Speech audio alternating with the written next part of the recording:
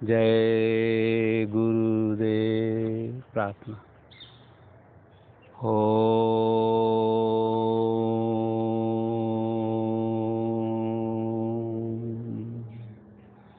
गुरुर्ब्रह्मा गुरुर्विष्णु गुरुर्देव महेश्वर गुरुर्साक्षात् परं ब्रह्म तस्मै श्री गुरुवे नमः। तस्मै श्री गुरुवे नमः। ओम शांति शांति शांति। आइए अब हम सब लोग शरीर मन और हृदय से परमात्मा को प्रार्थना किया परमात्मा की। अब हम योग के तत्व को समझने की ओर चलते हैं। योग का अर्थ होता है शरीर मन और हृदय का, चित्त का है। अर्थात चित्त का जो एक रूप है वो मन भी है, मन भी चित्त को ही कहते हैं। चित्त है, मन है और हमारी जो कर्मेंद्रियां हैं, ज्ञानेंद्रियां हैं, ये सब मिलकर चित्त होते हैं। तो इनका जो व्यवहार है, इनका जो कार्य है, इनका क्या कार्य है, वृत्तियों का और चित्त की इंद्रियों का क्या कार्य है?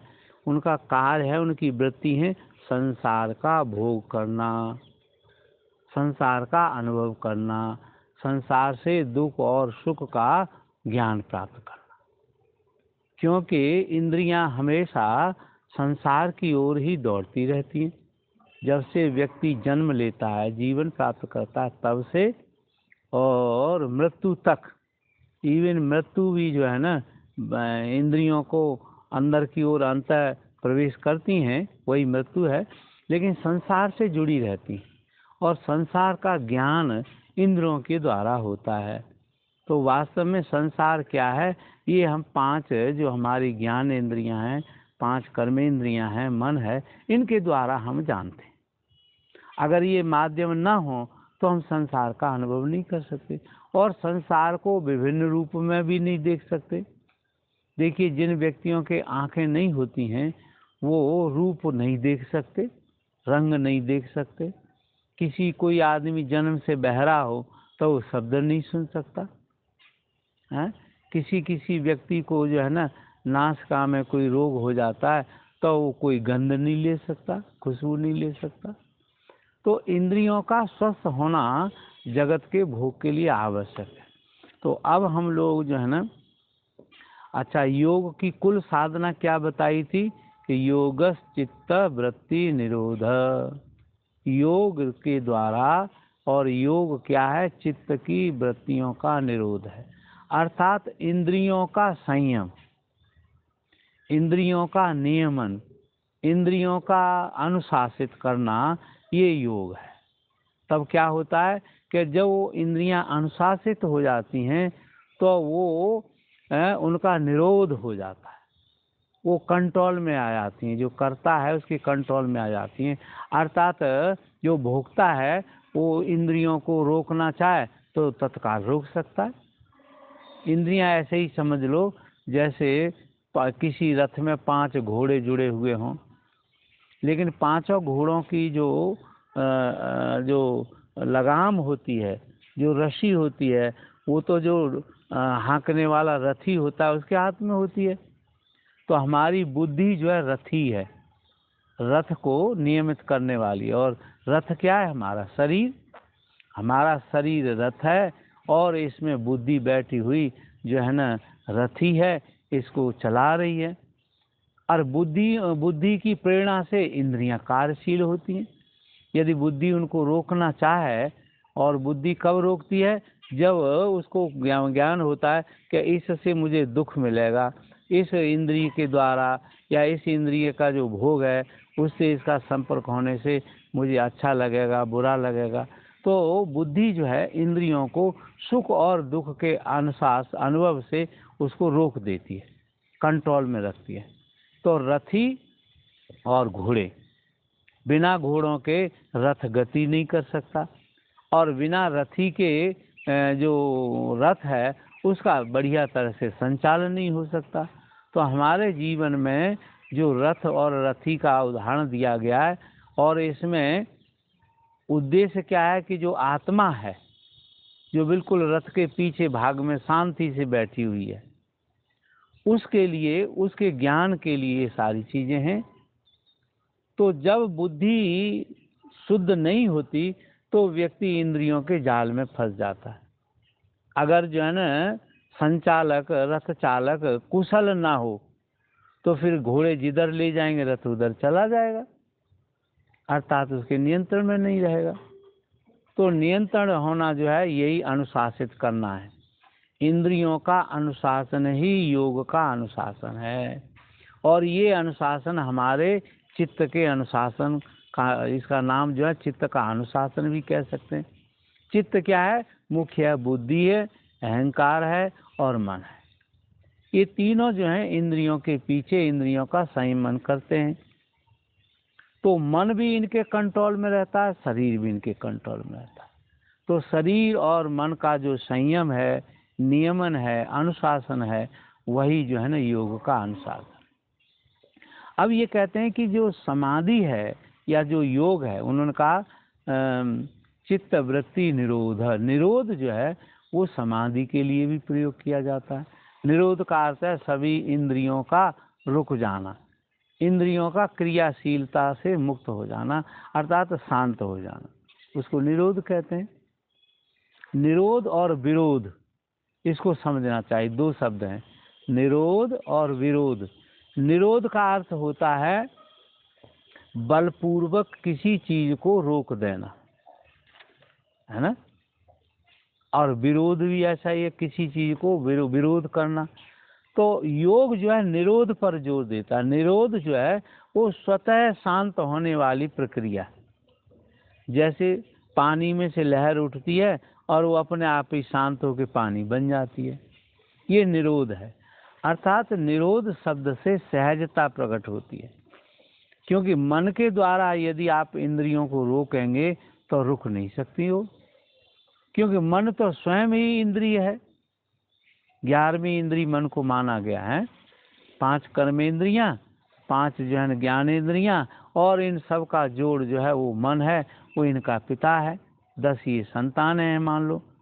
तो मन स्वयं एक इंद्रिय है, उसको अंतः इंद्रिय कहते हैं, क्योंकि मन जो है आपको संसार की ओर भी ला सकता है और आत्मा की ओर भी ले जा सकता है।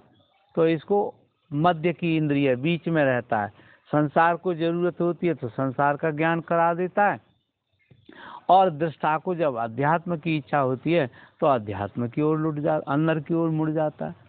तो ये दोहरा तीर है, बाहर की ओर भी जा सकता है, बाहर की भी ओर ले जा सकता है, और अंदर की ओर भी ले जा सकता है। तो मन से जो है ना आध्यात्मिक यात्रा भी कर सकते हैं और संसार की यात्रा भी कर सकते हैं। अब ऋषि कहता है कि ये जो वृत्तियां हैं, जो चित्त की क्रियाशीलता है, चित्त का जो कार्य है, वो रुके कैसे, कैसे इसका निरोध हो। तो उन्होंने एक सूत्र दिया, उसको आप आराम से सुनो। और यही सूत्र जो है वो योग का अनुशासन है। अभी कहते हैं ना कि अथ योगानुशासनम, तो योग का जो अनुशासन है वो ये बता रहे हैं। ये सूत्र नंबर 12 है समाधि पाद का, यही जो है ना। अब इसमें 2 शब्द प्रयोग किए हैं पतंजलि ऋषि ने, अभ्यास वैराग्याभ्याम तन्निरोध। अभ्यास और वैराग्य के द्वारा 2 शब्द प्रयोग किए, एक अभ्यास बताया, एक जो है ना वैराग्य बताया। वैराग्य से अर्थ यहाँ जो है ना न तो विरोध करना और न जो है ना उसको सपोर्ट करना। उदासीन स्थिति का नाम वैराग्य है, या जिन वृत्तियों में राग न हो उसको वैराग्य कहते हैं। जब भोक्ता का इंद्रियों में राग न हो, वृत्तियों में राग न हो, वैराग्य। इस वैराग्य का अभ्यास करना योग साधना है। वैराग्य का अभ्यास करना ये, और पतंजलि ऋषि कहते हैं कि ये दोनों चरण, अभ्यास और वैराग्य, ऐसे हैं जैसे पक्षी के 2 पंख होते हैं। पक्षी उड़ना चाहे तो उसके दोनों पंखों की बराबर तालमेल, संयम आवश्यक है। एक पंख ऐसे चले और दूसरा पंख न चले तो पक्षी उड़ नहीं सकता। बैलेंस से पक्षी उड़ता है, दोनों की जो तालमेल होता है, जो लय होती है, तब पक्षी उड़ सकता है। तो जीव जो है वो पक्षी का यहाँ प्रतीक है। तो जीवन यात्रा ढंग से कर सके, बिना डर के कर सके, बिना परेशानी के कर सके, कष्ट है आनंद पूर्वक यात्रा कर सके, इसलिए पक्षी रूपी जीव को दो चीज़ें करनी चाहिए। एक तो अभ्यास करे, काहे का? इंद्रियों के निरोध का। इंद्रियों का निरोध कैसे होता है? वैराग्य ज्ञान से। वैराग्य क्या है कि इंद्रियां जो हैं राग के लिए, राग की वजह से, राग का अभ्यास होने की वजह से बार बार स्मृति में राग रहता है, इसलिए बार बार इंद्रियां उन्हीं सुखों को रिपीट करना चाहती, उन्हीं को अनुभव करना चाहती हैं, बार बार लंबे समय से करती चली आ रही हैं, इसलिए वो अभ्यास भी उनका दृढ़ हो गया। ऋषि कहते हैं कि इस अभ्यास से रोक देना, निरोध कर देना है। अभ्यास से क्या होता है? काहे का अभ्यास? निरोध का अभ्यास। तो निरोध करने से धीरे धीरे जो राग है वो विराग में बदल जाएगा, अर्थात न राग रहेगा न विराग रहेगा और वैराग्य उपलब्ध हो जाएगा। व्यक्ति उदासीन हो जाएगा। कैसे उदासीन होगा? जब उसको ये पता चल जाएगा कि वृत्तियों के द्वारा जो मुझे भोग मिल रहे हैं उनसे मेरी तृप्ति नहीं हो सकती। ये वस्तुएं जो हैं, वस्तुओं का जो भोग है या नाम रूप संसार का जो भोग है वो मुझे शांत नहीं कर सकता। आज मैं भोग करके इच्छा करता हूँ, फिर पता चलता है फिर दूसरे दिन इच्छा हो जाती है। तो इस तरीके से मन निरंतर बढ़ता रहता है। तो ऋषि कैसा है कि इनका निरोध करना, निरोध का अभ्यास करना। अभ्यास वैराग्याभ्याम तन निरोध। उन इंद्रियों का, उन वृत्तियों का, उन संसार के लगाव का, संसार के भोगों का जो त्याग है, जो निरोध है, वो इन दोनों से होगा। देखो मन भी जो है ना, किसी चीज का अनुभव बार बार करने से होता है ना। इसको हम कहते हैं संस्कार पड़ना। तो मन जब बार बार किसी चीज को करता है तो मन उसमें कुशल हो जाता है, करने में अभ्यस्त हो जाता है। अभ्यस्त होने से वो थोड़े समय में और ज़्यादा कर लेता है।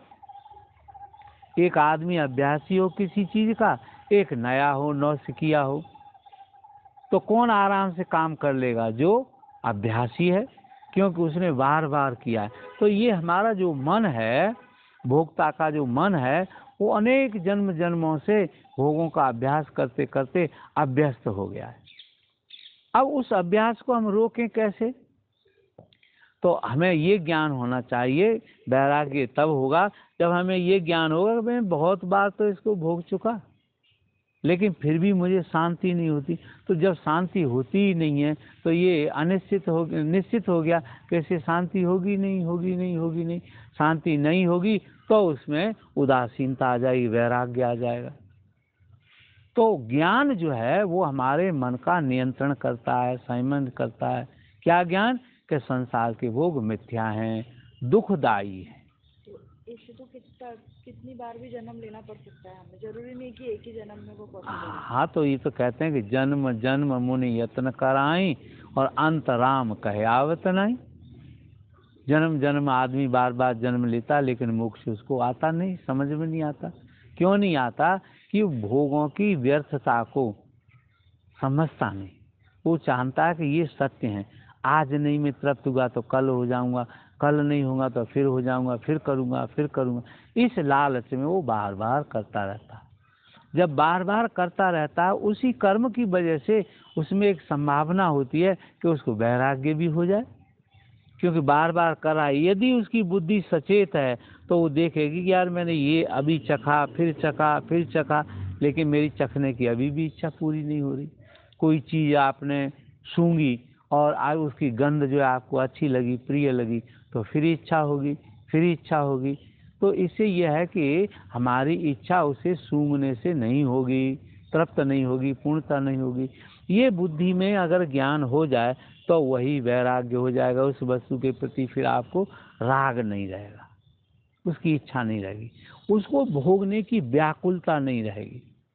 नहीं तो मन व्याकुल रहता है। तो मतलब कि जिस चीज का मन है उसे करो। हाँ, आप करो, लेकिन करते करते उसका ज्ञान भी प्राप्त करते चलो, है ना। लेकिन उस चीज को हाँ, अगर मन है भोगने का तो भोगो।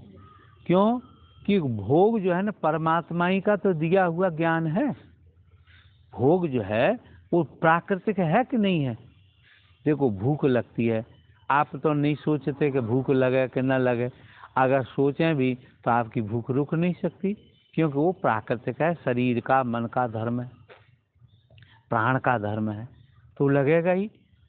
आपको नींद आती है, आप उसे रोक तो नहीं सकते, स्वाभाविक है। फिर नींद से जग जाते हैं, स्वप्न में चले जाते हैं, जन्म होता है, मृत्यु होता है, कोई चीज़ आपके हाथ में नहीं है। वृद्ध होते हैं, जन्म लेते हैं, फिर बच्चे होते हैं, बच्चे से फिर युवा होते हैं, युवा से फिर वृद्ध हो जाते हैं। तो ये क्या है कि ये शरीर का स्वभाव है, मन का स्वभाव है, जो अपने अनुशासन के हिसाब से चल रहा है। यदि हम उसको लड़कर रोकना चाहें तो रोक नहीं सकते। तो ऋषि ने क्या कहा कि इसका भोग करो, देखते रहो, इसका उपयोग करते रहो, इसको समझते रहो, इसको जानते रहो, बार बार करो, बार बार करो। तो ऋषियों ने एक सूत्र कहा कि संसार से जो मोक्ष है वो न तो त्याग से मिलती है ना। संसार से मोक्ष जो है वो त्याग से नहीं मिलेगी। कोई आदमी सबकी चीज त्याग कर और एक झोपड़ी में आंखें बंद करके और डर के बैठ जाए, लेकिन 1000 वर्ष बाद भी अगर वो आंखें खोलेगा तो फिर वो भोग ज्यों के तो निकल आएंगे, क्योंकि उनके बीज तो अंदर पड़े ही रहते हैं ना मन में। क्योंकि मन का जो संस्कार है और शरीर का जो कर्म है और मन का जो विचार है, हृदय की जो भावना है, उनका संस्कार हमारे जो है ना वो हृदय में, चित्त में संग्रहित रहता है। वो जब तक नहीं जलेगा, जब तक उसके प्रति वैराग्य नहीं होगा, उसका अभ्यास नहीं करोगे, तब तक मन की वासनाएं नहीं निकलेंगी, आपका बीज नहीं मरेगा। सबीज रहोगे, सबीज रहोगे तो बीज होगा आपका, छोड़ के जाओगे तो आपका रूप फिर खड़ा हो जाएगा, और फिर मर जाओगे, फिर खड़ा हो जाएगा, है ना। आदमी देखो इस संसार में रहते हुए संतान की इच्छा करता है ना। 3 इच्छाएं बड़ी महत्वपूर्ण हैं। एक तो है वित्तेषणा, एक पहला कहें तो हम जीवेषणा, जीने की इच्छा, जिसे अभिनिवेश भी कहते हैं, जीने की इच्छा। हर एक आदमी चाहता है मैं अजर अमर रहूं, बूढ़ा न हूं, लंबे समय तक जीऊं, सुखपूर्वक जीऊं। तो एक जिजीविषा, ये पहली वृत्ति है। फिर एक है कि जीऊं तो मैं, लेकिन सुखपूर्वक जीऊं, सर्व साधन संपन्नता के साथ जीऊं, सब चीज मेरे लिए सुलभ हो, साधन हो। तो उसको कहते हैं वित्तेषणा, धन की इच्छा। जीवेषणा, फिर वित्तेषणा। अब वित्तेषणा नहीं हो तो, वित्त नहीं हो तो आदमी क्यों जिएगा, कि तो उसका मन ही नहीं लगेगा। मान ली मेरी इच्छा है मैं बढ़िया से बढ़िया खाऊं, बढ़िया से बढ़िया वस्त्र पहनूं, बढ़िया से बढ़िया सैया पर शयन करूं, सेवक हो, नौकर चाकर हो, जो मैं चाहूं वो हो, तो उसके लिए धन चाहिए। इसलिए हम सभी लोग राजा होना चाहते हैं। अब राजा में और सामान्य आदमी में क्या अंतर है कि राजा की लगभग सभी इच्छाएं पूरी हो जाती हैं, क्योंकि उस पर धन होता है। तो पहली जिजीविषा, दूसरा जो है वित्तेषणा, और तीसरी होती है यश की इच्छा, मेरा फैलाव हो जाए, मैं बहुत बढ़ जाऊं, हैं? तो ये भी एक इच्छा है कि मेरा नाम हो जाए दुनिया में, है? आदमी लंबे समय तक सुखपूर्वक क्यों जीना चाहता है कि मैं दुनिया से अपने को श्रेष्ठ दिखाऊं और श्रेष्ठ हो जाऊं, लंबे समय से सब मेरा जो है ना, मेरा प्रभाव माने, मैं सब में व्याप्त हो जाऊं, सब मेरा ऑर्डर माने। ईश्वर शब्द है ना, ईश्वर, उसका अर्थ क्या है संस्कृत में, ईशन धातु से बना है।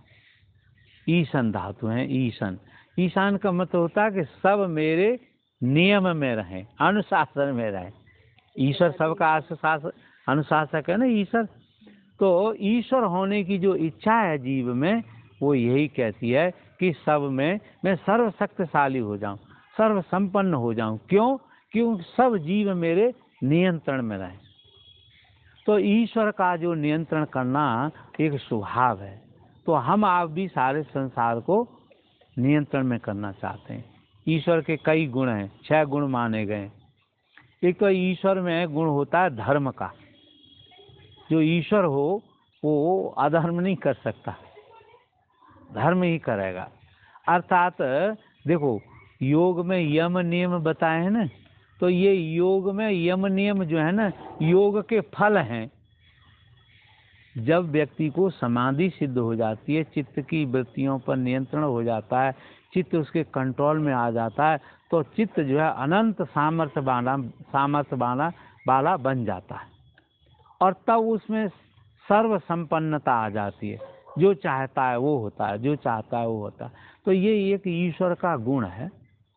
तो योग आपको पुरुष से विशेष पुरुष ईश्वर सदृश बना देता है ना।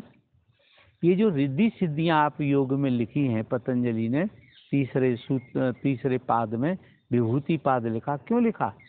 कि जो सामान्य मनुष्य है उसकी सभी इच्छाएं पूरी होती नहीं। तो अभ्यास वैराग्य करके, समाधि प्राप्त करके, समाधि का साधन करके विभूतियों को पैदा करना। और विभूतियां जो है समाधि का फल है। जैसे योगी समाधिस्थ होता है, उसका चित्त जो है, व्यक्तिगत चित्त जो है समस्त चित्त बन जाता है, परमात्मा का चित्त बन जाता है, ईश्वर जैसा चित्त बन जाता है, ईश्वर जैसा हो जाता है। तो वो पुरुष जो है संपूर्णता से, संपन्न होने से तृप्त हो जाता है। और तृप्त हो जाना ही मोक्ष है। मेरी शरीर की सब इच्छाएं पूरी हो जाएं, मन की सब इच्छाएं हो जाएं, मैं जो जो चाहूँ सो सब हो जाए, तो फिर मैं संसार का पूरी तरह से भोग करके मुक्त हो जाऊंगा। अच्छा, आदमी जो संपन्न कब होता है, पूर्ण कब होता है? भोग से ही नहीं पूर्ण होता, उसके ज्ञान से पूर्ण होता है। अन्यथा तो राजा लोग जो हैं, बड़े बड़े जो पैसे वाले लोग हैं, वो सब मोक्ष हो जाना चाहिए। लेकिन सामान्य जगत में यही वहम है कि हमारे पास धन होगा तो हम राजा के जैसे रहेंगे, तो हम सब भोग लेंगे तो मुक्त हो जाएंगे। तो श्री भर्तहरि महाराज योगी जी ने एक श्लोक कहा कि भोगम न भुक्त्वा मैवेव भुक्त्वा। मैंने ये जाना अपने जीवन में भोग भोगने के बाद कि भोगों को मैं नहीं भोग सकता हूँ। मैवेव भुक्त्वा, मैं ही भोगों के द्वारा भोग लिया जाता हूँ, है ना। आदमी जब जवान होता है तो सब भोग, क्योंकि जो युवा अवस्था यौवन है उसमें भोग को भोगने की आदमी के अंदर सब इतनी वो ताकत होती है, पूर्ण यौवन होता है। तो सारे भोग में खाना अच्छा लगता है, पहनना अच्छा लगता है, ये आहार विहार में मस्त रहता है। लेकिन जैसे ही फिर 50 के करीब पहुंच जाता है, 50 वर्ष की उम्र होती है, इंद्रियां थकने लगती हैं, शरीर थकने लगता है, तब कहता है ओ ये तो अभी ये तो इतना ही हुआ, अभी तो घर जो है और 2 कमरे बन जाते तो अच्छा था। तो वो तब पता कर होता है, जब वैराग्य होता है चित्त में, तब कहता है ओ मैंने भोगों को नहीं भोगा, मैवे भुगता, मैं ही भोगों के द्वारा भोग लिया गया, खत्म हो गया। एक महाराज अयाति की कथा आती है, अयाति के हैं पुराणों में कथा है। वो कई हजार वर्ष जिए और उनके राजा थे, तो उनके सब प्रकार के भोग सामग्रियां उनके पास थी। लेकिन भोग करते करते जब मृत्यु का समय आया तो उनको एकदम बेचैनी होने लगी कि अब तो मैं मर जाऊंगा, तो और मेरा तो ये सब बाकी रह जाएगा, भोग बाकी होंगे, तो अब क्या करूं। तो किसी ने उनको सलाह दी कि आप जो है, अगर कोई आपको अपनी उम्र दान में दे दे तो आप और जीवित रह सकते हैं, नहीं तो मृत्यु तो निश्चित है, टाइम फिक्स है, आपको उस समय मरना ही पड़ेगा। तो उन्होंने कहा भाई मैं किससे मांगूं। तो सोच विचार करने के बाद बोले, सोचा उन्होंने, तो उनको उत्तर मिला कि जो अपने लोग हैं, जो अपने प्रिय हैं, जन हैं, वही कोई दे सकता। तो उन्होंने अपने बच्चे थे उनके, तो उनसे कहा, भाई तुम मुझे कोई अपनी उम्र दे दो। तो जो समझदार थे, चालाक थे, सांसार के लोग थे, उन्होंने कहा वाह वाह, तुम जो है ना अपना 1000 वर्ष से भोग रहे हो, अब हमारा समय आया तो हम आपको ये उम्र भी दे दें। और उन्होंने उनको अपशब्द कहे या नकार दिया, उनकी बात को सुना नहीं। लेकिन एक पुत्र जो था उनका भक्त भी था। उसने कहा, पिताजी कोई बात नहीं, ज्ञानी रहा होगा, वैरागी रहा होगा। तो उसने कहा, कोई बात नहीं महाराज, मुझे तो कोई इच्छा है नहीं, और मैं तो भोग के लिए हूँ नहीं, तो आप ही भोग लो, ले लो, मेरी उम्र में आपको देता हूँ। तो राजा जो है उनकी उम्र लेके फिर से जवान हो गया अपने पुत्र जैसा। फिर उन्होंने अपनी वही जिंदगी जी। अंत में वो उस बच्चे से बड़े प्रसन्न हुए और उसी को उन्होंने अपना श्रेष्ठ उत्तराधिकारी घोषित कर राजा बना दिया। लेकिन ययाति हजारों वर्ष जीने के बाद फिर उसको वही ज्ञान हुआ। तो कहने का मतलब है कि ये जो मन है वो अनंत है, अनंत इसमें भोग की संभावना है, क्योंकि जो चीज अनंत होगी तो उसमें भोगने की क्षमता भी अनंत होगी। अगर हमारे पास जैसे सब कुछ हो जाए, अगर हमारा धन दौलत पैसा घर परिवार मतलब यश हाँ कीर्ति वृद्धि हमारे पास सब हो जाए, तब तो फिर हम मतलब अगर हमने सब चीजें भोग ली है, तब तो उसके बाद तो हम इस दुनिया से मुक्त हो सकते हैं। यदि आपका ऐसा संकल्प आ जाए कि मैंने भोग लिया है, अब मैं तृप्त हूँ, तो मोक्ष हो जाएगा। मन को कभी नहीं बोलना कि मैं तृप्त हूँ। तो बात वही है ना, मन को जिनका बोल जाएगा तो वो मुक्त हो जाएंगे। वैसे तो कभी बोलेगा ही नहीं, क्योंकि किसी का भी मन तो वहाँ वो चलता नहीं, किसी की संभावना है। अगर ऐसा नहीं होता तो फिर साधन करने का मतलब भी नहीं था कुछ, है ना। जो योग सूत्र बनाया ऋषि ने, ये संभावना देता है कि हाँ नहीं, किसी का मुक्ति हो सकती है। जो मन भले ही अनंत भोग की इच्छा रखता है, लेकिन इसको भी नियंत्रण किया जा सकता है। उसी के लिए वो कह रहे हैं कि अभ्यास वैराग्याभ्याम तन निरोध। उस मन का जो मनोनाश, उसका बीज नाश तब होगा जब आप मन के वासनाओं के प्रति, उसकी इच्छाओं के प्रति, उसकी भोग की वृत्तियों के प्रति जो ना उदासीन हो जाओगे, वैराग्य। सर अगर जैसे मोक्ष भी हो जाता है, लेकिन मोक्ष भी लेने से कोई मतलब नहीं ना, हम फिर वापस ही इस लोक में आ जाते हैं अगर मोक्ष भी हो गया उसके बाद। नहीं, तब नहीं आ सकते। मोक्ष के बाद तो फिर आने की संभावना ही सब, क्योंकि आपका जो बीज है, जो मन है, जो बुद्धि है, चित्त है, अगर वो शुद्ध हो गया पूरी तरह से, तो फिर क्यों आएंगे लौट के। जैसे अगर हमारा मोक्ष हो गया और जो भी हमारे इष्ट है हम उनके लोक में, जैसे वैकुंठ धाम। नहीं, वैकुंठ धाम तक तो मोक्ष नहीं है ना। वही तो पूछ रही हूँ। हाँ, वैकुंठ धाम तो आप पुण्य कर्मों का भोग भोगेंगे। जब पुण्य कर्म हो जाएंगे हैं, फिर वापस लौट के आना पड़ेगा।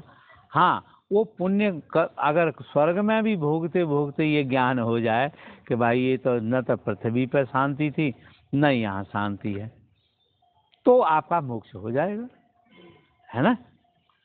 चाहे जो है ना मन आपका संसार में रहते हुए ज्ञान को प्राप्त हो जाए, और चाहे स्वर्ग लोक में जाके दिव्य भोग भोगने के बाद ज्ञान हो जाए।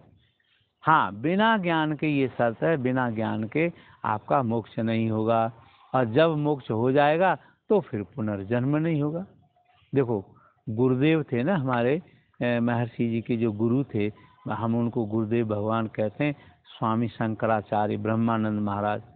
तो उनसे एक विदेशी दार्शनिक आया बात करने के लिए, वो शंकराचार्य थे।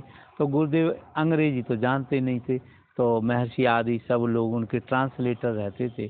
तो उस विदेशी ने पूछा कि महाराज एक प्रश्न बताओ, जो वेदांत में बड़ा आम प्रश्न सभी पूछे, कि जीव और ब्रह्म में क्या भेद है। इसको बिल्कुल सरल तरीके से समझना हो तो कोई ऐसा मुझे उदाहरण दो। तो उन्होंने कहा, अच्छा भाई देखो, तुम लोगों ने धान का बीज और चावल तो देखा है। तो उन्होंने कहा कि देखो, चावल पे जब तक भूसी लगी रहती है ऊपर, अर्थात धान रहता है, तब तक वो पौधे में बदलता रहता है, उगता रहता है। यदि उसकी भूसी हटा दें और चावल को जमीन में बो दें तो फिर वो नहीं उग सकता। अर्थात जो माया का आलेप आपके चित्त पर लगा है, जीव पर लगा है, जो माया को सत्य मानता है, तब तक आपका जन्म होता ही रहेगा। क्योंकि जगत को सत्य मानोगे तो भोग को सत्य मानोगे, तो फिर जन्म हो जाएगा। अब वो स्वर्ग में हो जाए या पृथ्वी पर हो जाए, किसी दुख के कारण हो जाए, हैं, किसी वैराग्य के कारण हो जाए, किसी दुर्घटना के घटना के कारण हो जाए, आपको एक बार जो है ना ये ज्ञान हो गया, एक झलक मिल गई, उसी को हम लोग जो है ना मुक्ति कहते हैं। तो जीते जी लोग विदेह हो जाते हैं, मुक्त हो जाते हैं। सदेह मोक्ष और जो है विदेह मोक्ष, दो तरह की मोक्ष होती है। एक लोग तो इस शरीर में जीते जीते ही मोक्ष को प्राप्त हो जाते हैं, सारा संसार का कार्य करते हैं लेकिन वो मुक्त रहते हैं। उदाहरण दिया राजा जनक, है ना, महाराज जनक का उदाहरण दिया कि वो राजा थे लेकिन वो इतने वैराग्यवान थे कि राजकाज करते हुए भी उसमें भोग में मन नहीं उनका लगता था। और एक ऐसा आदमी हो सकता है कि वो जिंदगी ऋषि मुनियों की तरह जिए लेकिन भोग उसकी वासना ऐसी ही चलती रहे, तो फिर मोक्ष नहीं हो सकता। तो आपकी लाइफ स्टाइल क्या है ये महत्वपूर्ण नहीं है, आपके अंदर क्या चल रहा है। आप इंटेंशनली मोक्ष को चाह रहे हैं या भोग को चाह रहे हैं, क्योंकि उसका साक्षी परमात्मा है। जो आप सोच रहे हैं उसको कोई नहीं जानता, आप तो जानते ही हैं कि मैंने ऐसा ये कार्य इसलिए किया, आप तो उसके साक्षी हैं। तो आपकी जो आत्मा है वो ये गवाही देती है कि नहीं, तूने जो है ना, भले ही तू साधु के रूप में रहा है, दुनिया को दिखाने के लिए तू बैरागी के रूप में रहा, लेकिन अंदर से तो तेरी वासना वही है, तो वो मुक्त नहीं होता। तो ये जो सूत्र है वो ये कहता है कि अभ्यास और अभ्यास क्या चीज होती है, किसी चीज को बार बार करना। एक और सूत्र है, आगे आएगा, सतु दीर्घ काल निरंतर सत्कारो सेवितो दृढ़ भूमि। किसी चीज को अर्थात किसी वैराग्य को लंबे समय तक बिना उकताए हुए, बिना परेशान हुए, सत्कार पूर्वक अभ्यास करना ही अभ्यास है। वैराग्य का अभ्यास करना लंबे समय तक, निश्चित नहीं किया गया है ना। कोई आदमी कह के मैं 10,000 गायत्री मंत्र जाप करूंगा तो मुझे मोक्ष मिलना चाहिए, ऐसा निश्चित नहीं है। किन्हीं शास्त्रों में कहा है कि अधम से अधम साधक भी 12 वर्ष में मुक्त हो जाता है। कहीं कहीं गीता में लोग कहते हैं कि ऐसा आभास है कि 6 महीने में मुक्त हो जाता है। लेकिन उनके इंटेंशन के ऊपर निर्भर करता है, उनका जो मन का नियोग है उसके ऊपर निर्भर करता है कि किस तरीके की उनकी मन की लगन है, कितनी गहरी लगन है। कहते हैं कि गज और ग्राह की कथा सुनी है ना।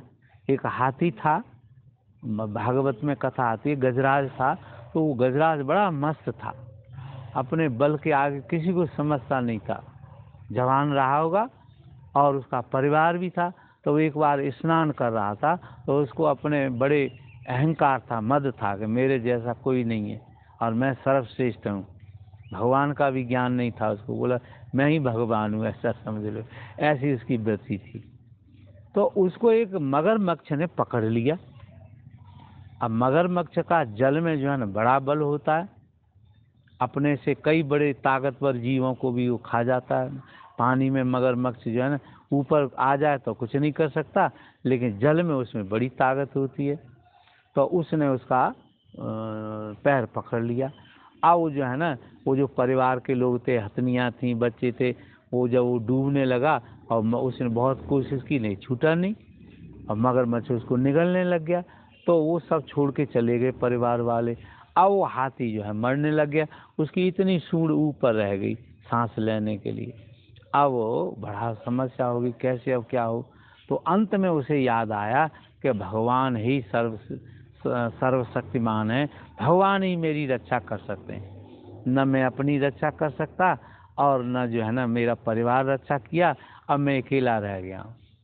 तो कहते हैं उसको ज्ञान हुआ तो उसने एक कमल का फूल तोड़ के भगवान की ओर ऐसे फेंक दिया कि प्रभु आप मेरी रक्षा करो, अब कोई नहीं है। तो भगवान ने तुरंत चक्र सुदर्शन से कहा और उसका जो मकर था उसका सर काट दिया और उस गज को मुक्त कर दिया। गजेंद्र मोक्ष बड़ा अच्छी कविता भी है एक, आप कभी पढ़ना। तो उसमें उसने प्रार्थना की भगवान से व्याकुल मन से। तो जितनी व्याकुलता तीव्र होगी उतना ही उसका भाव तीव्र होगा, उतना ही उसका शीघ्र फल मिलेगा। कहते हैं भगवान आते ही नहीं है, हम बहुत पुकारते हैं। तो द्रौपदी की आपने कथा सुनी है सबने। तो द्रौपदी ने भी भगवान से जब वो चीर हरण का सब कथा खत्म हो गई तो उन्होंने कहा कि भैया तुम आते तो हो, भगवान को भाई मानती थी ना कृष्णा, उनका नाम कृष्णा भी थी, शामली थी ना, पार्वती बहुत सुंदर थी लेकिन शामली थी, तो उनका कृष्णा भी नाम था। तो कृष्ण भी काले थे, शामले थे। तो उनका भैया तुम जो है ना आते तो हो, पर यार बहुत लास्ट हो जाता है तब आते हो। तो उनका बहन मैं तो पुकारने के ऊपर हूँ, मैं तो सर्वत्र हूँ, मुझे कहीं से आना जाना थोड़ी पड़ता है। तो बोले तो फिर मुझे क्यों नहीं बचाए? बोले देख, सबसे पहले तुझे ये विश्वास था, घमंड था कि मेरे 5 बलवान पति हैं, तो उनके आगे देव जैसे हैं, तो उनके आगे मेरा कोई अपमान कैसे कर सकता है? फिर तुझे भीष्म पितामह जो बड़े बड़े परिवार के वृद्ध जन थे, ज्ञानी जन थे, उनका भी अहंकार था कि उनके सामने ऐसा कैसे हो सकता है। तो देख भाई, जब तक तुझे जो है ना अपने पतियों पे विश्वास था, जब तक अपने परिवार के लोगों पे विश्वास था, तब तक मैं क्यों आता? क्योंकि तेरा विश्वास था। तो उसने कहा कि फिर तो मैं बिल्कुल जो है ना, जब उसने चीर हरण करने ही वाला था तब तू क्यों आया? तो उन्होंने कहा देख, उस समय भी मैं आ जाता जब तेरे पतियों ने रक्षा नहीं की और जो महापुरुष थे उन्होंने रक्षा नहीं की, लेकिन तू खुद अपनी साड़ी को पकड़े ऐसे जकड़े अपने बल का सहारा ले रही थी। फिर तूने जब अपना बल भी नहीं चला तब ऐसे छोड़ के हे कृष्ण ऐसे जैसे ही कहा, अपना सहारा भी नहीं होगा, मैं तुरंत प्रकट हो गया और तेरा चीर बढ़ गया, रक्षा हो गई। तो जीव में यदि अपने बल का कोई भी भरोसा है तो भगवान तो सर्वत्र है, पर प्रकट क्यों नहीं होता? वो कहते भाई तू अपने कर्मों के हिसाब से कर रहा है, चल रहा है तो कर, मैं तेरे कर्म में क्यों बाधा डालूं? हाँ, यदि तुम असहाय हो जाओ, जैसे देखो बिल्ली के बच्चे होते हैं ना, या कोई जो 4 पैर के जीव होते हैं उनके बच्चे चल नहीं पाते, तो जब तक वो चल नहीं पाते तो माँ को ऐसा ज्ञान रहता है कि ये असहाय हैं, मेरे ही भरोसे रहते हैं। तो कैसे भी जैसे ही विपत्ति आएगी वो मुंह से बिल्ली अपने बच्चे को पकड़ के और सुरक्षित जगह ले जाएगी। तो ये प्राकृतिक ज्ञान है। यदि आप जो है ना परमात्मा पर निष्ठावान हैं, बिल्कुल विश्वास रखते हैं, तो ये निश्चित मानो कि आपकी परमात्मा को कहीं से आना जाने, आपकी हर बात सुन रहा है, हर क्रिया को देख रहा है। कहते हैं कि चींटी भी जो चलती है ना, उसकी पैरों की आवाज़ भी भगवान सुन लेता है। अर्थात हमारे कर्मों के प्रति भगवान सदैव सजग रहते हैं, चैतन्य है और वो अनंत चैतन्य है। तो हर क्रिया जो कुछ हो रही है उसके कर्ता भाव को भगवान देखता रहता है। तो हम सब लोग अभ्यास वैराग्याभ्याम तन्निरोध, अपनी मन की इंद्रियों को वशीभूत करने के लिए निरंतर अभ्यास करना चाहिए। काय का अभ्यास करनी है? ज्ञान। तो मुख्य जो है वो ज्ञान योग है, समझ रहे हैं ना? कर्म योग तो है, लेकिन कर्म योग ज्ञान पूर्वक हो तो आपको साथ ही साथ मोक्ष मिलता चला जाता है। अज्ञान पूर्वक किए हुए अच्छे कर्म भी, अज्ञान पूर्वक किए हुए भी सत्कर्म आपके बंधन के कारण बन जाते हैं, और ज्ञान पूर्वक किए हुए बुरे से बुरे कर्म भी संसार की दृष्टि से वो आपको मोक्ष दे देते हैं, है ना? तो किस पर निर्भर करता है कर्म का फल? कर्म का फल जो है ना आपके ज्ञान पर, आपकी समझदारी के ऊपर भी निर्भर करता है। कथाएं आती हैं कि एक व्याध था ना, महाभारत में कथा आती है, वो रोज पशुओं का वध करके और जो है ना अपनी जीविका चलाता था, लेकिन उसका मोक्ष हो गया। तो कहा कैसे मोक्ष हो गया? तो वो अपने माता पिता का बहुत निष्ठा से भक्ति करता था, सेवा करता था, तो उस नैष्य कर्म की वजह से उसको मोक्ष मिल गया। और जो पाप कर्म था, जीवों को मारना, हिंसा करना, बेचना, वो उसका जीविका का कार्य था, लेकिन उससे वो प्रभावित नहीं हुआ, है ना। देखो, जीव जंतु जिनका स्वभाव है, वो शेर है, वो तो मांस खाएगा ही, उसको मांस खाने से पाप नहीं लगेगा, क्योंकि वो उसका स्वभाव है। और हम आप मार के जीव खाने लगे तो हमें आपको दोष लग जाएगा, पाप लग जाएगा। तो पाप पुण्य भी जो है ना, हमारे ज्ञान के ऊपर निर्भर होता है। हाँ, देखो, आप किसी परोपकार संसार के कार्य के लिए कोई कार्य, जैसे लड़ाई होती है दो देशों में, तो उसके जो सैनिक होते हैं वो निरे लोगों को मार देते हैं एक दूसरे को, पर उनको हत्या नहीं लगती। उसका जो रोपण होता है राजा पे होता है, जो उनका प्रधान होता है, सेनापति होता है, उसको दोष लगता है। ठीक है ना। तो ये सूत्र बहुत महत्वपूर्ण है, और वृत्तियों का इससे निरोध होता है। और निरोध कैसे होता है, आगे का सूत्र, कल इसकी व्याख्या चलेंगे। तत्र स्थितौ यत्नो अभ्यास, यत्न पूर्वक है, यत्न करने से। अब कल यत्न की चर्चा करेंगे और अभ्यास की बात करेंगे। जय गुरुदेव।